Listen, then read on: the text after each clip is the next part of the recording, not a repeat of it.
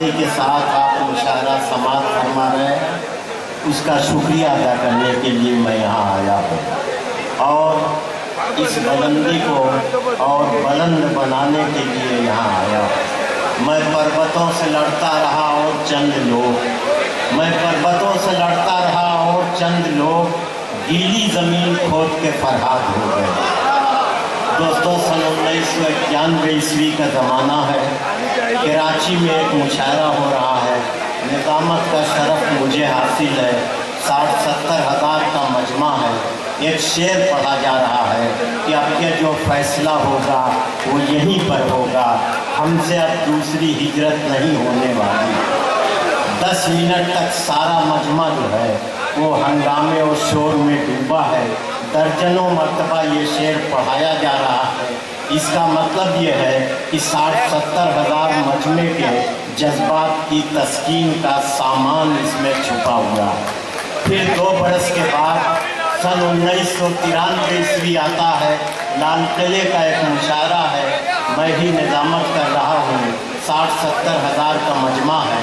ایک شعر پڑھا جاتا ہے کہ اب کے جو فیصلہ ہوگا وہ یہیں پر ہوگا، ہم سے اب دوسری ہجرت نہیں ہونے والی۔ سارا مجمع 10 منٹ تک بالکل دیوانہ ہے، یہی شعر پڑھوا رہا ہے۔ آپ اندازہ لگائیے کہ پوری اردو شاعری میں ایک شعر ایسا ہے جو 2 ملکوں کی تقدیر کی تصویر بن سکتا ہو، اور اس شعر کا خالق یہاں موجود ہے، ڈاکٹر راحت اندور۔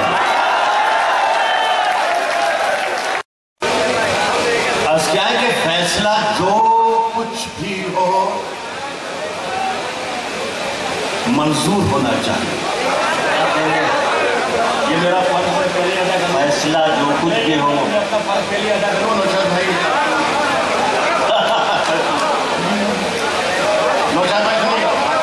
نوشاد میری جان بیٹھ جائے۔ اب کیا ہے کہ فیصلہ جو کچھ بھی ہو منظور ہونا چاہیے۔ فیصلہ جو کچھ بھی ہو منظور ہونا چاہیے۔ جنگ ہو یا عشق ہو بھرپور ہونا چاہیے، منظور ہونا چاہیے۔ ذرا سی دیر کے لیے گرمی برداشت کر لیں، ذرا سی خدا کے ہاں اتنی ہی گرمی مجھے لگ رہی ہے، بلکہ آپ سے ڈبل لگنے کے لیے یہ مجھے کھائی جا رہی ہے۔ دوزخ بتایا ہوا ذرا یہ کھانا ہے۔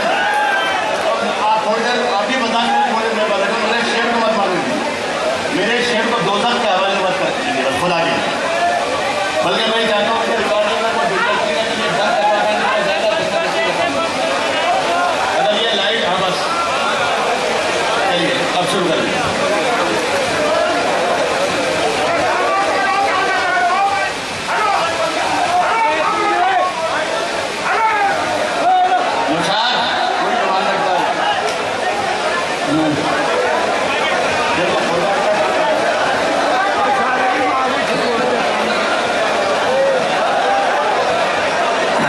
میرے بھائی، آپ تو فیصلہ آپ کے لیے نہیں ہے، یہ 4 آدمیوں کا قصہ ہے، 4 آدمیوں کا قصہ ہے، آپ کا نہیں ہے۔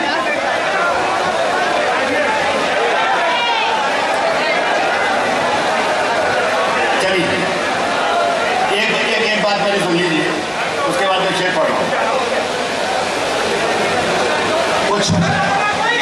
کچھ بستیاں، کچھ آبادیاں، کچھ شہر ایسے ہوتے ہیں کہ جہاں شاعر کا خود جانے کو اور شعر سنانے کو جی کرتا ہے۔ ہندوستان اور ہندوستان کے باہر درجنوں ملک سبھی ہمارے شاعر دوست جاتے ہیں، ہم بھی جاتے ہیں، لیکن یہ مظفر نگر ایک ایسا شہر ہے یا کچھ چند شہروں میں ایک ایسا شہر ہے کہ جہاں شاعر کا جی چاہتا ہے کہ جائیں اور شعر سنائیں، لیکن اگر یہ حالات ہوں گے تو کیسے ہمارا قتل ہو رہا ہے۔ خدا کے لیے ذرا سا ایک ماحول دے دیجیے، زیادہ میں آپ کا دماغ نہیں کھاؤں گا۔ فیصلہ جو کچھ بھی ہو منظور ہونا چاہیے، فیصلہ جو کچھ بھی ہو منظور ہونا چاہیے۔ جنگ ہو یا عشق ہو بھرپور ہونا چاہیے۔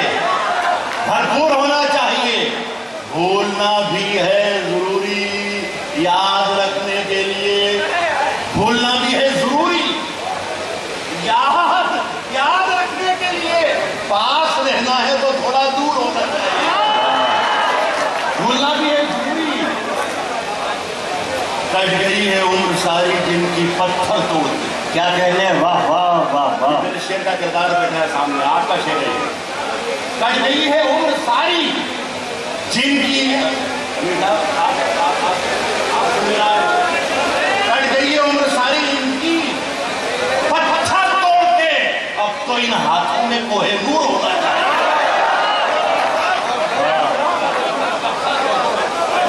اب تو ان ہاتھوں میں پتھر کوہ نور ہونا چاہیے، لیکن نئی ہواؤں کی صحبت دیوار دیتی ہے۔ سنیے گا دوستوں، غزل سنیے۔ میرے شعر آپ کا پہنچا نہیں پہنچ رہا، نہیں پہنچ رہا ہے تو میرا خیال ہے کہ مجھے کوئی زیادہ وقت میرا بھی لائن نہیں کرنا چاہیے، آپ کا بھی نہیں کرنا چاہیے، مجھے بیٹھ جانا چاہیے۔ یار ایسے مظفر نگر نے مجھے خیال میں سنا ہی نہیں جیسا آپ سن رہے۔ نئی ہواؤں کی صحبت بگاڑ دیتی ہے، نئی ہواؤں کی صحبت بگاڑ دیتی ہے، کبوتروں کو کھلی چھت بگاڑ دیتی ہے،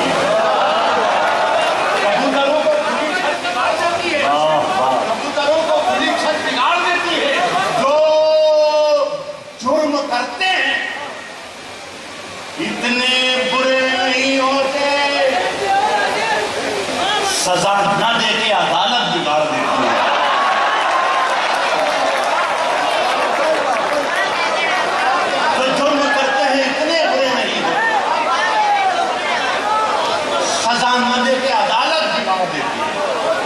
سزا نہ دے کے عدالت بگاڑ دیتی ہے، کشتی تیرا نصیب۔ یار یہ شعر بھی دو نہیں، میں نے نئے شعر پڑھا ہوں، میں نے خارج ظاہر سے میرے دوست سے پوچھا تھا کہ میں کب آیا تھا شعر، تو بتایا تھا کہ 6-7 مہینے پہلے آیا تھا، تو میں احتیاطاً وہ شعر پڑھا ہوں جو 6-7 مہینے کے درمیان کہے ہیں۔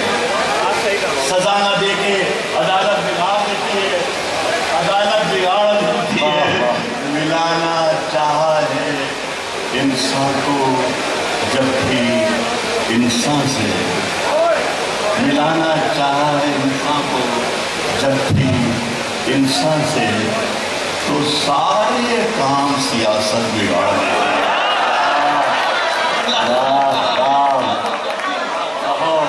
تو سارے کام سیاست بگاڑ دیتی ہے۔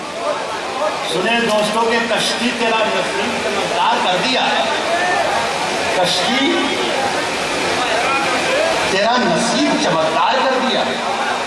آپ دیکھیے پورے مظفر نگر والوں کو اکیلا آدمی ہے جو موٹر چلن کر رہا ہے، اکیلا آدمی بہت محنت کرتا ہے۔ کون بیٹا؟ کشتی تیرا نصیب چمکدار کر دیا، کشتی تیرا نصیب چمکدار کر دیا، اس پار کے تھپیڑوں نے اس پار۔ کشتی تیرا نصیب، یار ایک بار جب مجھے معلوم پڑ جائے گا، ایک بار مجھے ایک بار معلوم پڑ جائے گا کہ آپ سننے لگ گئے تو تب میں شعر پڑھنا شروع کروں۔ کشتی تیرا نصیب چمکدار کر دیا، اس پار کے تھپیڑوں نے اس پار کر دیا، افواہ تھی کہ میری طبیعت خراب ہے،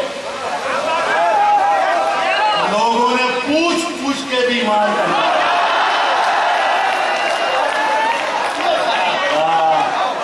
افواہ تھی کہ میری طبیعت خراب ہے، بیمار کر دیا۔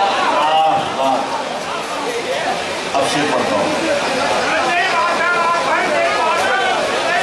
شعر پڑھ رہا ہوں اس حوالے سے کہ 2-3 سال گیپ رہا نمائش کا، اور پھر ہمارے ساتھی ہمارے بھائی کا اور اس کی کوششوں سے شروع ہوا مشاعرہ، اس میں آیا ہوں، تو اس حوالے سے یاد رکھنا کہ راحت اندوری آیا تھا اور اس نے ایک شعر بنایا تھا۔ ایک شعر پڑھ رہا ہوں، ایک شخص سے درخواست ہے صرف سن لے۔ افواہ تھی کہ میری طبیعت خراب ہے، لوگوں نے پوچھ پوچھ کے بیمار کر دیا، 2 گز صحیح مگر یہ میری ملکیت تو ہے.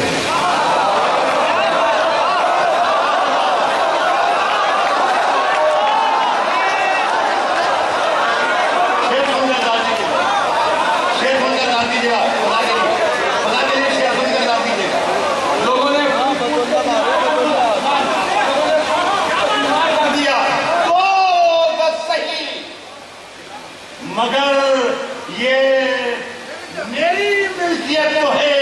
اے موت تو نے مجھ کو زمیندار کر دیا.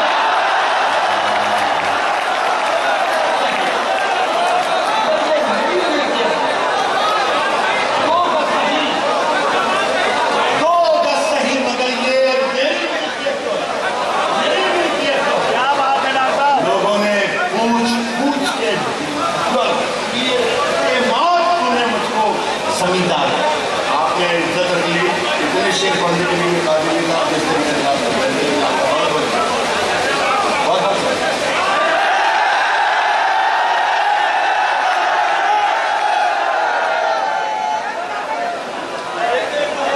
یار میں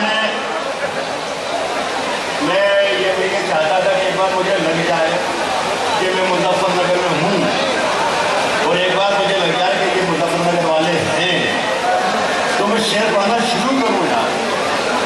خدا کی قدم اب تک موقع ہی نہیں آیا.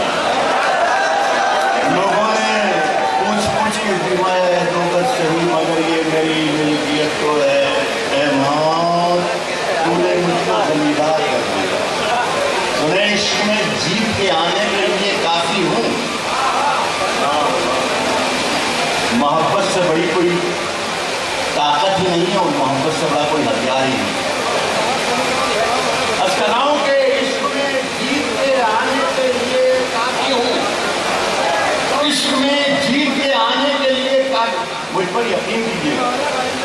پوری دنیا اردو دنیا مجھ پر یقین کرتی ہے کہ میں اچھا شاعر ہوں. تو آپ سمجھنے سوچنے کی کوشش مت کیجیے. آپ تو سمجھو کہ جو بھی شعر پڑھا رہا تو بہترین شعر ہے. سمجھنے کی کوشش تو میرا بھی نقصان اور آپ کا بھی نقصان. تو آپ کو ایک فضا بننا چاہیے, ماحول بننا چاہیے. اور میں وعدہ کرتا ہوں کہ برا شعر پڑھو گے. برے شعر مجھ سے زیادہ کسی کے ساتھ نہیں گی. بہت بری شاعری کا یہ مشاہدہ ہوتا ہے, بری شاعری پر. لیکن میں برے شعر آپ کو نہیں سناؤں گا اس لیے کہ آپ اچھا شعر سننا جانتے ہیں. اس لیے کہ آپ اچھا شعر سننا جانتے ہیں تو میں نعرے بھی لگوا سکتا ہوں, آپ کو بڑے بھی کروا سکتا ہوں. لادین اور صدام اور یہ اور یہ اتنی مت جس شعر میں ہاتھ ڈال لو بری شاعری نکال لوں, لیکن آپ کے ساتھ بےایمانی نہیں کر رہا. عشق میں جیت کے آنے کے لیے کافی ہوں. عشق میں جیت کے آنے کے لیے کافی ہوں. عشق میں جیت کے آنے کے لیے کافی ہوں. میں اکیلا ہی سمانے کے لیے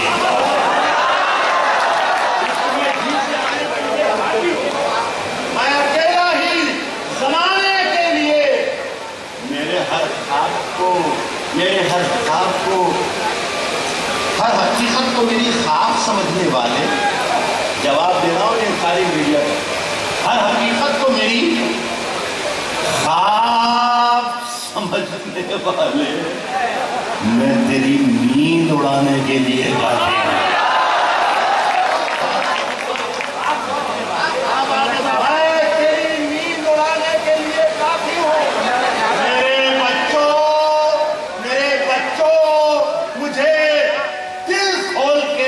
تم خرچ کرو, میں اکیلا ہی کمانے کے لیے.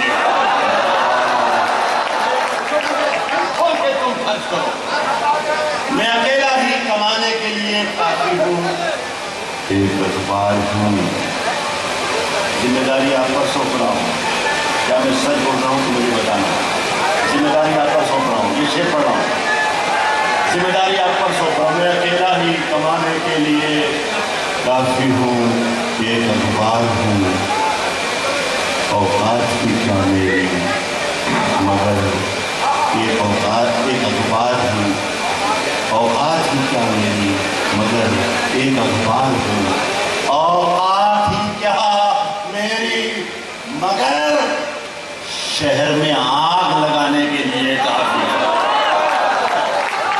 بہت اچھے جناب ڈاکٹر راحت الکولی زندہ باد، کیا کہتے ہیں۔ راحت صاحب کی شاعری کی خوبی یہ ہے کہ ضرب المثل جیسے اشعار ہوتے ہیں، ان کے بہت سے اشعار، بہت سے مصرے روزانہ کی گفتگو میں اور روزانہ کی تقریر میں کوٹ کیے جا سکتے ہیں۔ یہ ان کے اشعار کی بہت بڑی